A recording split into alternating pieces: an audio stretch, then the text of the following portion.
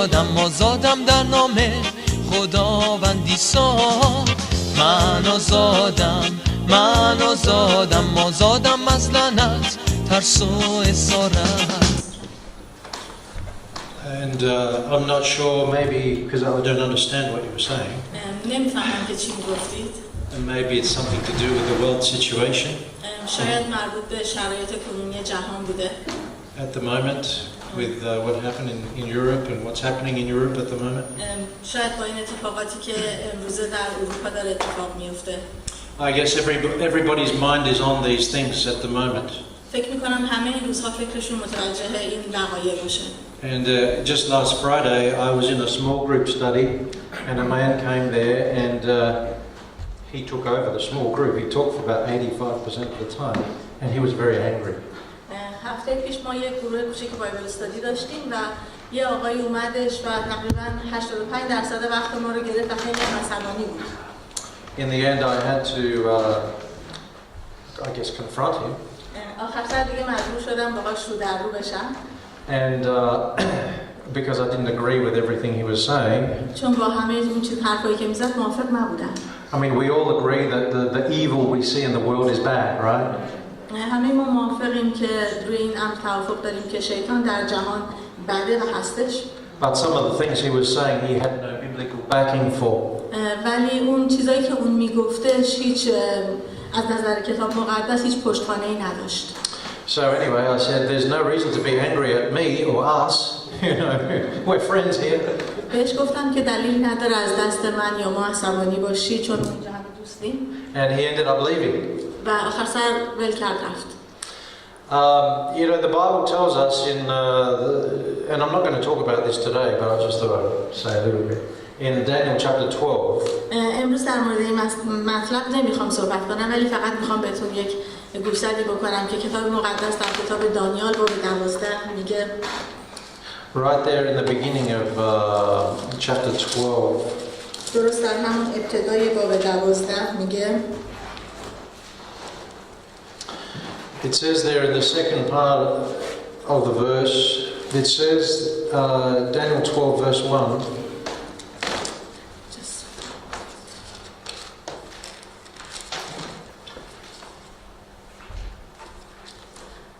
Daniel 12 verse 1. کتاب دانیال باب 12 آیه 1. It says, partway down the verse there, it says, there shall be a time of trouble such as never was since there was a nation, even to that time. میگه که و چنان دوران سختی پیش می آید که در تاریخ بشر سابقه نداشته است. And then it says, at that time your people shall be delivered, everyone that is written in the book. و بعدش البته مال ما توی آیه 2 فکر میکنم نه اما هر کس از قوم تو که نامش در کتاب خدا نوشته شده باشد نجات می‌یابد. So, you know, I said to the man, we know there's going to be a time of trouble. من به اون آقا گفتم که ما میدونیم دورانی هستش که دردسر هست. We can't stop that. نمیتونیم متوقفش کنیم. Exactly how that's going to happen, we don't know exactly. نمیدونیم که چطور و که اتفاق میفته. But we know that when things get really bad, that Jesus will then come back and deliver his people. ولی اینو میدونیم که وقتی شرایط خیلی سخت بشه عیسی مسیح برمیگرده و مردم رو آزاد میکنه. And I know that amongst the Muslim people there are many beautiful people. و اینم میدونم که بین مسلمانان مردم خوب هم هستن. And you are evidence of that. و شما اون شاهدانی هستید برای این گفته. And I have other Persian friends and they're beautiful people. و من دوستای ایرانی دیگه هم دارم که آدمای خیلی خوبی هستن. And so I'm sure that God has a plan and you know he is powerful, he can do many great things that we have no idea what he can do. و من ایمان دارم که خداوند میتونه کارهای خیلی عجیبی انجام بده که ما از اون سر در نمیاریم. But today I wanted to talk about, and I'm not sure what's happening with, is the screen maybe in sleep mode? Here we go. All right. Today I wanted to talk on a topic from Matthew chapter 18. میخوام از کتاب متی باب 18 صحبت کنم. I go to the New Testament today. امروز از عهد جدید صحبت می‌کنم. And you know, over the last few years, there's been a surge of interest in on television with the programs. You know, Who's Got Talent? در سالهای اخیر میتونیم بگیم که در برنامه‌های تلویزیونی این موج هیجان نسبت به برنامه‌هایی که کی این استعداد رو داره به وجود اومده. And maybe some of your singers here would like to go into such a program. و شاید بعضی از بچه‌های گروه سرود ما هم بخوان برن وارد این برنامه بشن. But the kinds of talents we'll be talking about today are different. ولی اون استعدادی که ما می‌خوایم امروز در موردش صحبت بکنیم متفاوته. The Bible talks about talents also being a large amount of money. در کتاب مقدس وقتی که از کلمه talents استفاده میشه هم به معنی استعداد هست و هم به معنی میزان زیادی از پول. And we'll soon get to that part. و ما خیلی زود به این نکته میرسیم. But first I wanted to share a story. ولی قبل از اون میخوام یک داستانی رو باهاتون به اشتراک بذارم. In 2009, this man, Josh Mushinsky, stopped at a mobile service station and bought a pack of cigarettes with his debit card. در سال 2009 آقای به اسم جاش موشنسکی وارد یک پمپ بنزین موبیل شد و یک پاکت سیگار خرید. A few hours later, when he was checking his online bank account, he noticed that transaction set him back a lot of money. چند دقیقه بعد وقتی که حساب بانکیشو چک کرد دیدش که یک مقدار خیلی زیادی پول بابت اون کارتی که اونجا زده برای پول سیگار از حسابش کم شده. As he looked at his screen, it said that transaction cost him this much money. وقتی که نگاه کرد به اون ترانزکشن دیدش که اینقدر پول ازش برداشته. And you don't need to translate this much. 23 quadrillion, 148 trillion, 855 billion, 308 million, $184,500. همین که ایشون For that amount of money, he could have bought the whole company. با این میزان پول میتونست کل اون شرکت رو بخره، اون کمپانی رو بخره. In fact, if you took all the nations from all the United Nations, all of their money put together wouldn't equal that amount. اگر تمام اون کشورهایی که در سازمان ملل هستن پولاشون رو هم دیگه میذاشت انقدر نمیشد. And so he called his bank and they rectified the situation and they even took back the $15 they charged him for overdraft. زنگ زد به بانک و قضیه رو گفت و اونا این حسابش رو درست کردن. $15 هم به خاطر اینکه بیشتر از اندازه حسابش پول برداشته بود جریمه‌اش کرده بودن که اونم برگردوندن بهش. The point is, if anyone owed this amount of money, there's no way that anyone on the face of this earth could pay that amount of money. اگر کسی باشه که اینقدر بدهی داشته باشه هیچ کس توی دنیا نمیتونه این بدهی رو پرداخت کنه. Have you ever had a debt that's impossible to pay back? آیا شما تا به حال بدهی داشتید که نتونستید غیر ممکن بوده باز پرداختش کنید؟ Maybe if you have a mortgage in Sydney, it feels that way. شاید اگر توی سیدنی وام خونه داشته باشید یه همچین حسی بهتون دست بده. Imagine if your bank said to you, "Oh, don't worry about paying back your loan." فکر کنید که بانکتون بگه ولش کن نمیخواد پولو بده. Wouldn't that be nice? خوب نیستش؟ Impossible though, isn't it? غیر ممکنه. Have you ever been in a situation where you haven't been able to pay back your debt and your creditor has let you go? تا حالا شده که بدهی داشتید به کسی و بعد اون کسی که طلبکار بوده ازتون گفته ولش کن برو؟ Probably more often we're in a situation where somebody owes us money and we can't be bothered and we say, just don't worry about it. بیشتر وقتا اینجوریه که یه نفر به ما بدهکار ما حوصله دردسر نداریم میگیم ولش کن برو. Those of you who follow these things might be aware that there is a lot of slavery in the world today still. کسایی که شاید اینجور اخبار رو دنبال میکنن میدونن که امروز هم در جهان بردگی زیاد هستش. And sadly much of the trafficking is to do with children as well. و متاسفانه خیلی از این قاچاق انسان در مورد بچه‌ها صورت میگیره. Innocent human beings being sold at a price. انسان‌های بیگناه به یک بهایی فروخته میشن. But what is the price of a person? ولی قیمت یک نفر چقدره؟ What is the price of a person? How much would you pay for a person? چقدر برای یک نفر آدم پول؟ Is there any amount of money? آیا اصلا میزانی هستش؟ You can't put a price on a person, can you? Or on a child? شما نمیتونید روی یک آدم و یا روی یک بچه یک قیمتی بگذارید. Every parent knows that every child is special and unique, one of a kind. همه والدین میدونن که تمام بچه‌ها خاصن و منحصر به فرد. Even identical twins are different, aren't they? حتی بچه‌های دوقلو هم که دوقلوهای همسان هم که خیلی شبیه همن بازم قابل تشخیص هستن. And let's say that somebody was actually able to pay the price for a human life. و فکر کنید که کسی قادر بود بهایی برای زندگی یک انسان بده. Nobody would actually be able to afford it. هیچ کس نمیتونه این پولو پرداخت کنه. That's part of the message here today. و این امروز یک قسمت از اون پیغام ماست. In Matthew chapter 18, در کتاب متی باب 18 Jesus tells his disciples about a man who owed 10,000 talents, and that's the word there. Yeah. در این کتاب عیسی مسیح از مردی صحبت میکنه که 10,000 قنطار بدهکار بوده، یک میزان خیلی زیادی از پول. He couldn't possibly repay it. نمیتونست این پول رو پس بده. Because one single talent was equivalent to approximately 10 years worth of pay. چون هر یه قنطارش معادل 10 سال دستمزد یک نفر بوده. Does that make sense? For one talent, you have to work for 10 years. یک قنطار برای به دست آوردن یک قنطار باید 10 سال کار میکردن. This man in Matthew 18 owed 10,000 talents. و این شخصی که در متی باب 18 در موردش صحبت میشه 10,000 بدهکار بود. So how long would he have to work for? باید چند سال کار میکرد؟ He'd have to work for 100,000 years. باید 100,000 سال کار میکرد. And save every single penny. و هیچ پولیش هم خرج نمیکرد، همه رو جمع میکرد. To put that in today's terms, if somebody makes $50,000 a year, مثلا اگر که با این درآمدهای امروزی حساب بکنیم و بگیم یه نفر سالی $50,000 درآمد داره، then they would need to save every part of that, every dollar, until they got to 5,000 million.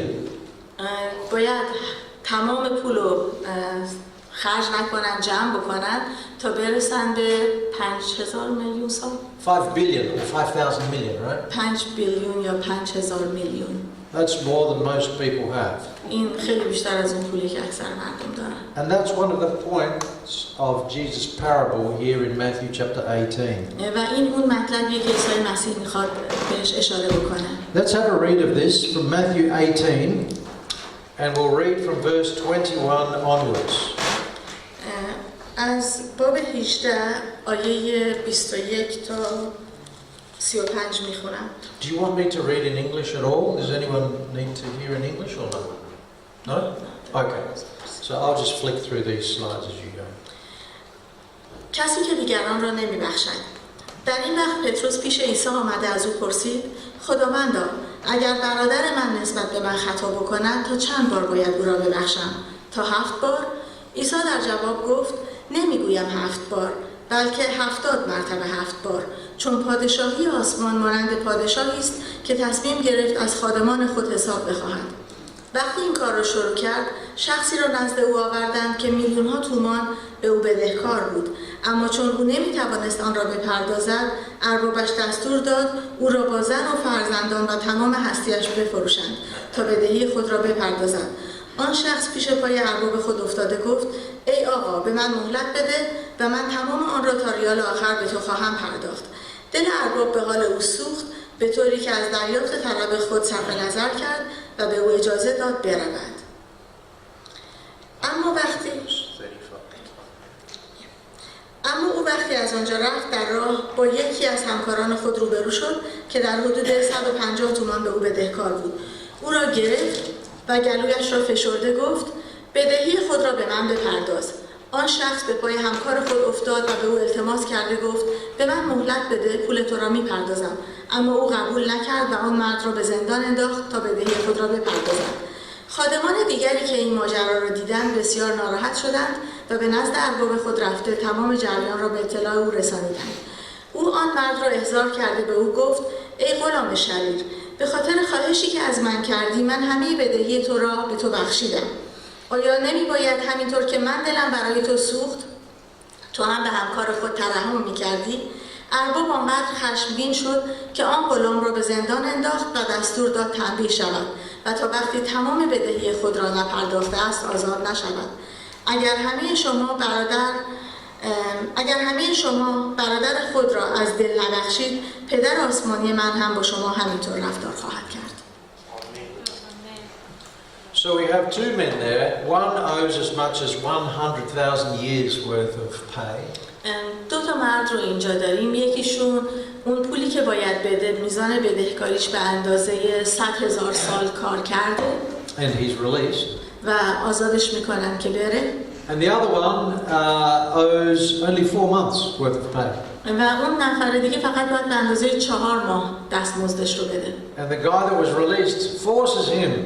و اون شخصی که آزاد شده این یکی رو مجبور میکنه. Even after he's been released of his debt. حتی بعد از اینکه بدهی خودش بهش بخشیده شده.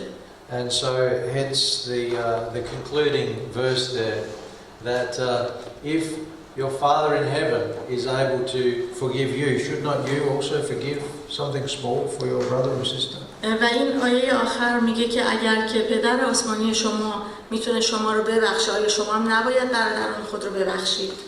The point of the parable is not that we should release our debtors from their financial obligations. منظور این آیه نیستش که ما باید کسانی رو که به ما بدهکارن بهشون بگیم که اون تعهدات مالی خودشون رو اجرا نکنن. The point is that the king is willing to forgive us a debt that we can never repay. منظور اینه که خداوند حاضر اون بدهی که ما با گناه کردن بهش داریم، اون بدهی گناه رو ببخشه و این بدهی که ما هیچ وقت نمیتونیم خودمون رو پرداخت کنیم. And that debt we know is related to sin. و میدونیم که این بدهی مربوط به گناه هستش. Jesus paid that debt on the cross of Calvary. عیسی مسیح اون رو بر روی صلیب در جلجتا پرداخت. With his own blood. با خون خودش. And so one life for the lives of many. و یک زندگی، یک جان برای جانهای دیگران پرداخت شد. But that also tells us that we must be worth a lot. این همچنین به ما میگه که ما باید ارزش خیلی زیادی داشته باشیم. Is that true? An amount that nobody could ever pay. اون بهایی که هیچ کس قادر به پرداختش نبوده. And so therefore if God is willing to do that for us, how much more then should we be willing to forgive others? و اگر که خداوند حاضر این کار رو برای ما بکنه، چقدر بیشتر ما باید بتونیم سایرین رو ببخشیم. Earlier in Matthew chapter 18, before this parable, we read that if we are to enter into the kingdom of heaven, we must become like little children. در ابتدای این باب میخونیم که میگه اگر ما میخوایم وارد آسمان بشیم باید مثل کودکان بشیم. Could it be that this is also extended into the area of forgiveness? آیا این در مورد بخشش صحبت نمی‌کنه؟ یعنی در مورد بخشش هم نباید با مثل بچه‌ها بشیم؟ Those of you who have children probably know that children easily kind of forgive and just move on, don't they? کسایی که بچه دارید میدونید که بچه‌ها خیلی زود میتونن ببخشن و بعدش به کار خودشون ادامه بدن. Unless of course it's something very serious that can affect children all through their life, right? مگر اینکه واقعا یک چیزی باشه که اون کودک رو در تمام طول عمرش تحت تاثیر قرار بده. And but generally I think you would agree that kids can kind of move on fairly quickly. در این صورت معمولا اینه که بچه‌ها خیلی سریع میتونن بگذرن از مسائل. Whereas us adults we kind of tend to think over things and thinking this way that way. Well, at least some of us, right? ولی در مورد ما آدما یا حداقل بعضی از ما آدما اینه که هی در مورد یه مطلبی فکر می‌کنیم و این برنامه‌اش می‌کنیم. We often make forgiveness much more complicated than it needs to be. اغلب بخشیدن رو خیلی پیچیده‌تر از اون چیزی که هستش می‌کنیم. And children can show us how it should be done. و بچه‌ها به ما نشون میدن که چطور باید این بخشش صورت بگیره. Forgiveness of course is part of the Lord's Prayer. بخشش البته یک بخشی از دعای ربانی هم هست. Also in the book of Matthew in chapter 6. در کتاب متی باب 6. And by the way, I want to play a song of this at the end. Is that all right? I'm not sure if you have a little audio cable that can plug into my... I can put that up, yeah, because my speakers are very hopeless on my laptop. That's okay, we'll try. Hopefully it'll work. Okay. So it says here in the Lord's Prayer, I won't read the whole thing, but it says, Our Father who art in heaven, hallowed be thy name, thy kingdom come, thy will be done, on this earth as it is in heaven. Give us this day our daily bread, and then what? Forgive us our debts as we forgive our debtors. در دعای خداوند میگه ای پدر ما که در آسمانی، نام تو مقدس باد، پادشاهی تو بیاید، اراده تو همونطور که در آسمان انجام می شود در زمین نیز انجام شود. و بعد میگه که گناهان ما رو ببخش همونطور که ما کسانی را که نسبت به ما خطا کردن میبخشیم. And then at the end of the Lord's Prayer we read these words here. For if, this is verses 14 and 15, if you forgive men when they sin against you, your heavenly Father will also forgive you. و در آیه 14 میگه که اگر شما کسی رو که نسبت به شما گناه کرده ببخشید، پدر آسمانی شما هم شما رو خواهد بخشید. But on the other hand, if you do not forgive, then your heavenly Father will not forgive. و میگه که اگر شما گناهان برادرتون رو نبخشید، پدر آسمانی شما هم گناهان شما رو نخواهد بخشید. That's serious, isn't it? خیلی جدیه. So we need to forgive. بنابراین لازمه که ببخشید. Bottom line, we need to forgive. این دیگه حتی آخرش باید ببخشید. A couple of years ago, when I was church pastor here still, چند سال پیش وقتی که من هنوز کشیش این کلیسا بودم، I was running a health program here called CHIP.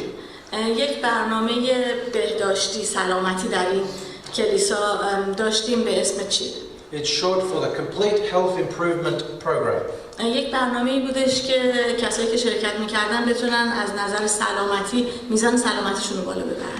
And on one of the weeks we looked at a topic called practicing forgiveness. و توی یکی از این برنامه‌هامون به یک مطلبی نگاه کردیم که اسمش بود تمرین بخشش. And we saw there that people, by keeping these bad feelings and not forgiving other people, they can get sick. و بعد این رو دیدیم که کسایی که اون احساسات بد رو در درون خودشون نگه می‌دارن و سایرین رو نمی‌بخشن میتونن مریض بشن. You could be eating all the right foods, you know, having green drinks in the morning. میشه همه غذاهای خوب بخورید، صبحم نوشیدنی‌های سبز بخورید. Exercising like a triathlete. ورزش کنید مثل ورزشکار. But if you don't forgive somebody, if you keep something in your heart, if you're hanging on and not forgiving, you can get sick. ولی اگر که افراد رو نبخشید و در قلبتون این ناراحتی رو نگه دارید مریض میشید. We learned that in order to forgive, we need to remember in a different way. این رو یاد گرفتیم که برای بخشیدن باید چیزها رو به یک شکل دیگه به خاطر بیاریم. You know, people say in English, I'm not sure if you have this in your language, forgive and forget. توی انگلیسی اینو میگن و فکر میکنم شما هم تو زبونتون دارید که میگن ببخش و فراموش کن. When we forgive, we don't forget. وقتی که ما میبخشیم فراموش نمیکنیم. You know, in the old days when the people were sent to the mental institution, they would give them a frontal lobotomy. You know, God does not give us amnesia when we forgive. You understand amnesia? No. Amnesia is like in somebody who has a car accident, you know, bangs their head and they forget. Okay. You know, when we forgive, we don't forget. وقتی که ما فراموش میکنیم، وقتی که میبخشیم بیماری فراموشی به همون دست نمیده مثل کسایی که توی تصادف سرشون میخوره یه جا فراموش میکنن اونطوری نمیشه. What we need to do is we need to reframe that event. بلکه باید اون مطلب رو به یک شکل دیگه در بیاریم. You understand what a frame is, right? میدونید که قاب چیه؟ We all have picture frames in our home with our family in it, right? ما هممون عکس اعضای خانواده رو توی قاب‌ها داریم. I don't know, maybe sometimes if somebody did something bad, you make the frame smaller. شاید اگه یکی باشه که یک کار بدی کرده باشه قاب اون کوچولوتر می‌گیرد. But what I want to show you here is not about making the frame smaller, but making the frame bigger. ولی چیزی که من میخوام اینجا بهتون بگم، چون اصطلاحی که ایشون توی انگلیسی گفتن این بودش که قابش رو عوض بکنیم وقتی که میخوایم ببخشید و میگن که نمیخوایم اینجا ما قاب اون شخص رو کوچیک‌تر بکنیم بلکه میخوایم یه قاب بزرگتر بهش بدیم. So rather than just focusing on something that really hurt us, we need to expand that frame. ترجیحاً به جای اینکه به اون نکته کوچیکی که قلب ما رو آزرده دقت بکنیم میخوایم به یک تصویر بزرگتر نگاه بکنیم. Let me show you what I mean by a series of pictures. بیایید نگاه بکنید ببینید که من منظورم چیه. You think this beak could hurt you? وقتی به این نوک نگاه میکنید این منقار فکر میکنید که میتونه اذیتتون بکنه؟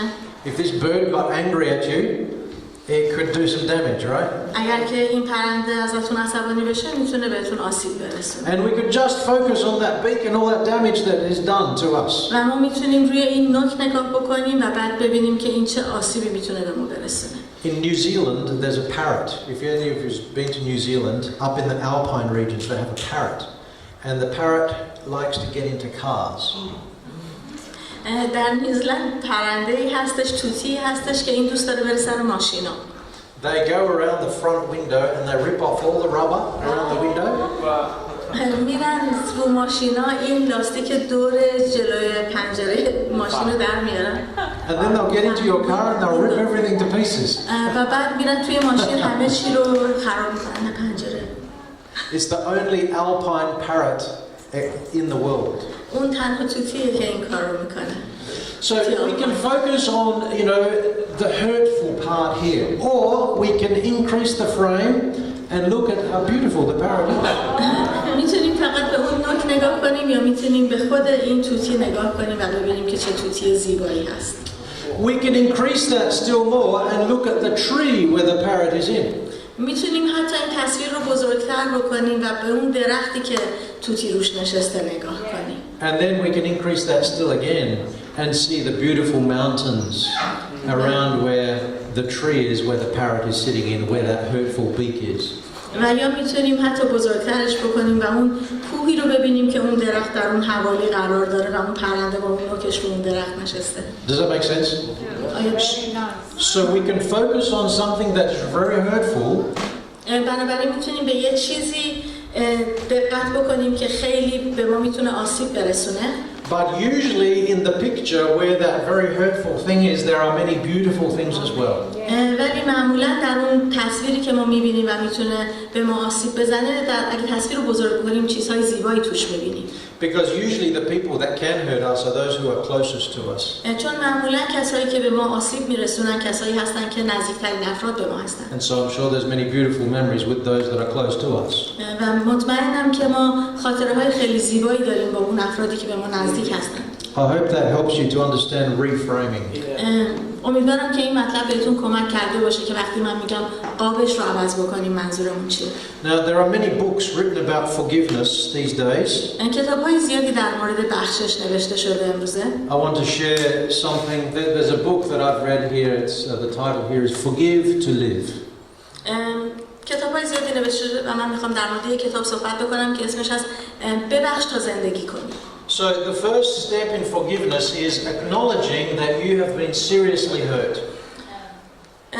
اولین مطلب اینه که باید قبول بکنیم و تشخیص بدیم بدونیم که یه چیزی بوده که خیلی باعث آزردگی ما شده. You know, you have to ask yourself, why do I feel this way?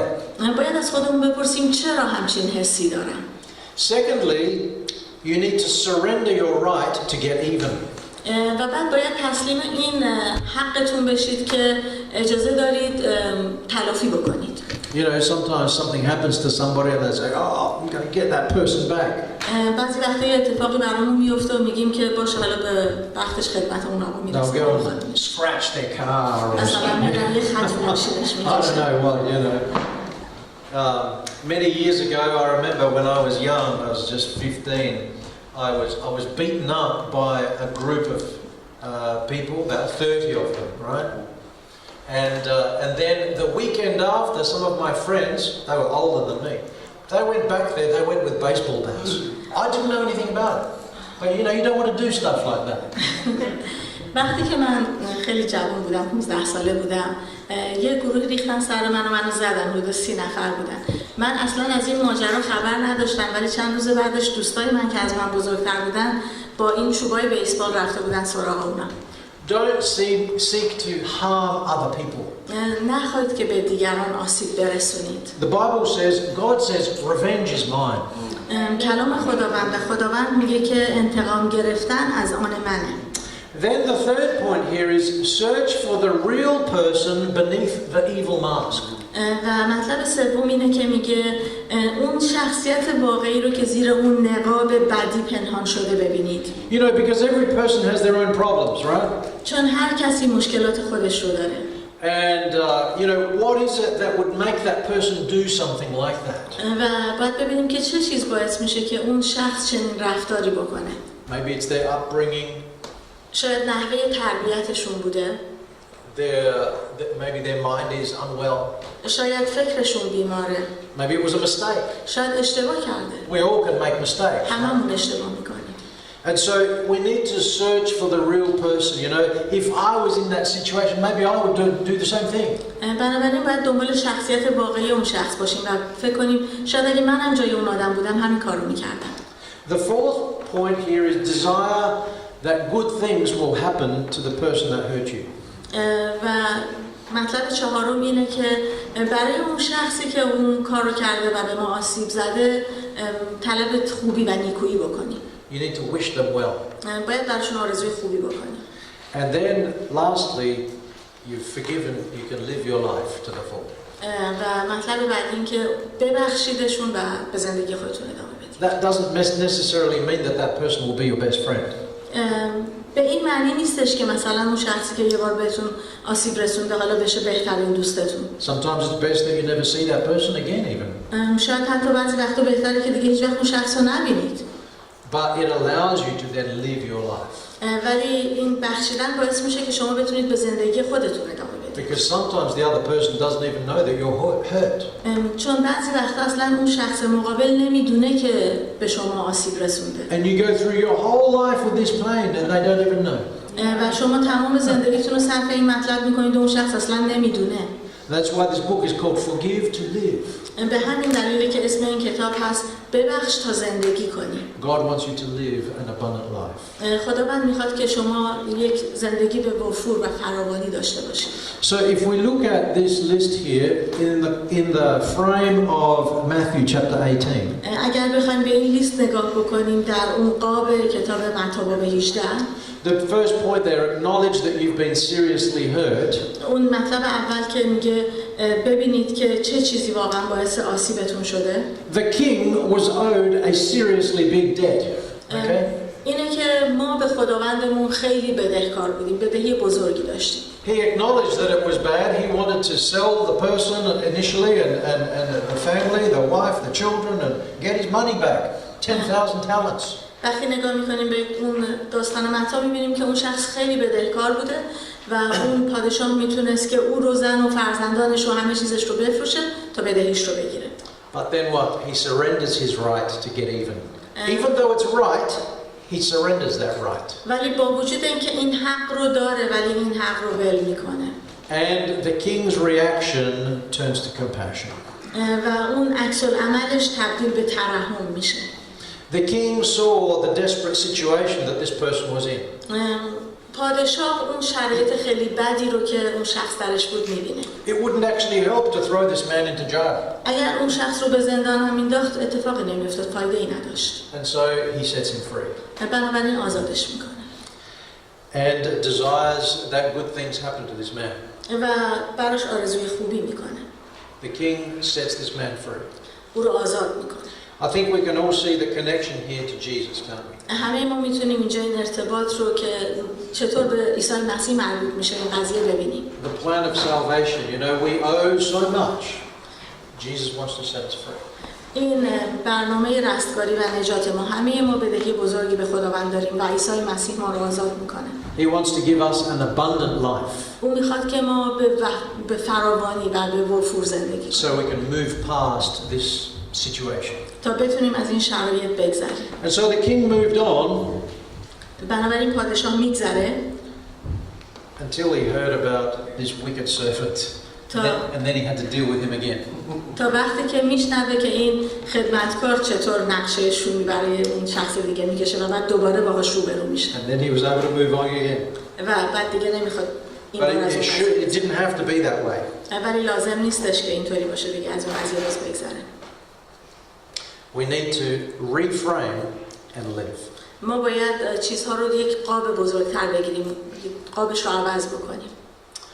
In World War II, the Nazis sent thousands of people to concentration camps. در جنگ جهانی دوم نازی‌ها عده زیادی رو به این کمپ‌های که گروهی بودن فرستادن. I've been to a couple of these camps when I was visiting in Poland. وقتی که رفته بودم لهستان چند تا از این کمپ‌ها رو رفتم دیدم. But one of the people that was sent to one of these camps, her name was Corrie ten Boom. یکی از این کسایی که توی یکی از این کمپ‌ها بود کسی بود به اسم کاری تن بوم. Her parents died in the camp. والدینش در این کمپ‌ها مردند. And she and her sisters endured many humiliations. و این خانم و خواهرش در این کمپ‌ها خیلی تحقیر شدند. When the war was over, Corrie was free, but she found that she was still in prison with her hatred. وقتی که جنگ تموم شد کوری آزاد شد ولی دیدش که در قلبش هنوز با اون کینه و نفرت اسیره. After many tears and prayers, she was finally able to forgive. بعد از اینکه خیلی گریه کرد و دعا کرد بالاخره تونست ببخشه. And she then began to speak at various churches across Europe to help other people to forgive. و بعد رفتش به کلیساهای مختلف در سرتاسر اروپا و صحبت میکرد تا به سایرین هم کمک کنه که اونها هم بتونن ببخشن. But there was one person who had done her harm that she just struggled to forgive. Just one person. ولی فقط یک نفر بود که اون شخص طوری این خانم رو آزرده کرده بود که نمیتونست او رو ببخشه. Many sleepless nights she had praying and crying about this situation. خیلی شب‌ها بود که گریه میکرد و دعا میکرد برای این وضعیت. Then eventually she went to her preacher and she told him about it. و بعد آخر سر رفت پیش اون واعظشون شبانی کلیساشون و در این مورد باهاش صحبت کرد. And the preacher thought for a while and then he looked up, it was on the church, there was one of these bells. و بعد اون واعظ دور و برش رو توی کلیسا نگاه کرد و توی سالن این زنگ رو دید. He said, "Do you see that bell?" بهش گفتش که این زنگ رو می‌بینی؟ He said, "Every week when that bell rings, you know, it's a call to come and worship." هر هفته وقتی که این زنگ زده میشه این در واقع مردم رو صدا میکنه که بیان برای عبادت و پرستش. And the bell goes ding dong, ding dong, ding dong as the bell ringer pulls the rope. و اون کسی که زنگ میزنه همینطور که این طناب زنگ رو میکشه این زنگ صدا میکنه دینگ دانگ دینگ دانگ دینگ دانگ. It's the same translation. Just checking. But what happens when the bell ringer lets go of the rope? The bell still keeps ringing, but slower, doesn't it? Go ding dong. ولی وقتی که اون کسی که داره زنگ میزنه اون طناب رو ول میکنه و دیگه نمیکشه هنوزم زنگ بازم کار خودش رو میکنه هنوزم زنگ میزنه ولی این دفعه میگه دینگ دونگ. It goes slower and slower until it stops. و یواشتر و یواشتر میشه تا وقتی که دیگه متوقف میشه. And it's the same with forgiveness. و بخشش هم همینطوره. When we let go of the rope, the memory continues for some time. در مورد بخشش هم همینطوره که وقتی ما اون طناب رو ول میکنیم هنوزم اون خاطره هستش.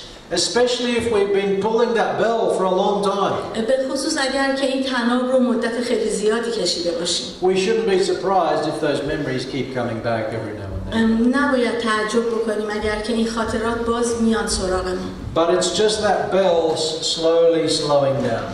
ولی این زنگ یواش یواش متوقف میشه. But the key is this. ولی کلیدش اینه. You have to let go of the rope. باید اون طناب رو ول کنید. You have to let go. باید ولش کنید. You have to stop tugging at those grievances over and over, or you will never forgive. باید اون کینه هایی رو که دارید رها کنید بره وگرنه هیچ وقت نمیتونید ببخشید. So the question today for us is, have you let go of the rope? بنابراین سوال من امروز اینه که آیا شما اون طناب رو ول کردید؟ Is there someone you haven't forgiven? آیا کسی هست که شما نبخشیدش؟ Are you harboring bad feelings towards anyone? یا نسبت به شخصی احساس بدی دارید؟ Is there someone if you met them in public you would walk the other way? آیا کسی هستش که اگر شما در جمع ببینیدش در یک مکان عمومی راهتون رو کج کنید از یک طرف دیگه برید؟ Maybe just hearing that person's name makes you go up. شاید اگه فقط اسم اون شخص هم بشنوید حالتون بد بشه. You need to let go of the rope. باید اون تناوب کنید. Reframe the event. اون وقایع رو یک قاب بزرگتر بگیرید. And remember in a different way. و به یک شکل دیگه فکر کنید. With the forgiving spirit of a child. با همون روحیه‌ای که کودکان میبخشن، با روحیه بخشش کودکانه. We need to forgive. ما باید ببخشیم. Otherwise it allows Satan a foot into our lives. اگر این کارو نکنیم باعث میشه که شیطان در زندگی ما قدم بگذاره. Causes us to get sick. باعث میشه که ما مریض بشیم. And then how can God forgive you if you don't forgive somebody else? و اگر شما کسی رو نبخشید چطور خدا شما رو ببخشه؟ And God cannot give you a full abundant life if you keep harboring these bad feelings. و خداوند نمیتونه به شما یک زندگی به فراوانی بده اگر شما این کینه ها رو در خودتون نگه دارید. God wants to give you an abundant life. خداوند میخواد به شما به وفور زندگانی بده. And so we need to forgive. بنابراین باید ببخشیم. Many years ago, our Savior came to this world. سالهای پیش نجات دهنده ما به این جهان اومد. For this very reason. برای همین دلیل. To show that He's willing to forgive. که نشون بده به ما او میخواد ببخشه. To forgive a great debt. یک بدهی خیلی بزرگ رو میخواست ببخشه. And we need to have the faith of a child to believe that Jesus can forgive us that debt. و ما باید مانند یک بچه ایمان داشته باشیم که خداوند میتونه بدهی ما رو ببخشه. The Lord says in Isaiah 1 verse 18. خداوند در کتاب اشعیا با به یک آیه 18 میگه Come, let us reason together, says the Lord. میگه بیایید با هم دیگه بحث بکنیم. Though your sins are as scarlet, they shall be white as snow. اگر گناهانتون خیلی قرمز باشه مثل برف سفید خواهد شد. Though they are red like crimson, they shall be as wool. اگر مثل سرخ قرمز باشه باز هم سفید میشه. If God is willing to forgive me a debt that I could never pay, اگر خداوند میخواد بدهی رو که من هیچ وقت قادر به پرداختش نیستم ببخشه، I should be willing to forgive my brother or my sister. من هم باید قادر باشم که اون میزان کم رو به خواهر برادرم ببخشم. Let us learn from the little children. بیایید از بچه‌های کوچیک یاد بگیریم. And so I'd like to finish up with an amazing song that I came across one time of the Lord's Prayer. میخوام با یک آهنگ زیبا که چند وقت پیش شنیدم و در واقع این آواز از دعای ربانی هست تموم بکنم امشب. Maybe you've seen this, I don't know. شاید دیده باشینش، نمیدونم. It's sung by a 7-year-old girl. یک دختر 7 ساله خونده. Her mother died when she was 6. مادرش وقتی که این دختر 6 ساله بود. So she's singing this only a year after. I think she's 13 now, but she was singing this a year after. فکر میکنم الان 13 ساله است ولی این آواز رو یک سال بعد از مرگ مادرش خوند. And I'm sure that she has claimed the promises of God. و بعد من مطمئنم که اون وعده‌های خداوند رو دریافت کرده. Knowing that because of the forgiveness of Jesus, چون میدونه که به خاطر بخشش خداوند she and her family can be reunited one day with her mom. میدونه که یه روزی او و خانواده‌اش میتونن در آسمان پیش مادرش باشن. Okay, now let's see if this microphone is going to be long enough to get to my computer. Maybe this one? Oh, that one? Okay.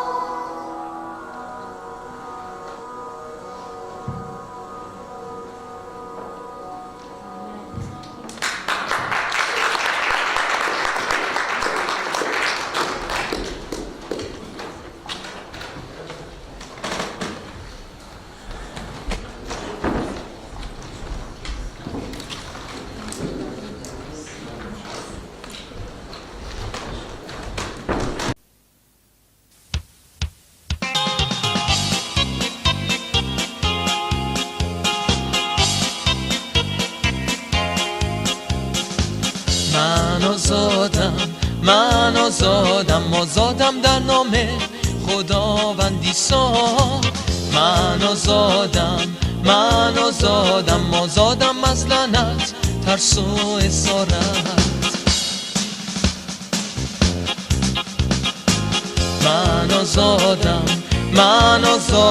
آزادم در نام خداوندم عیسی. من آزادم از لعنت، ترس و اسارت.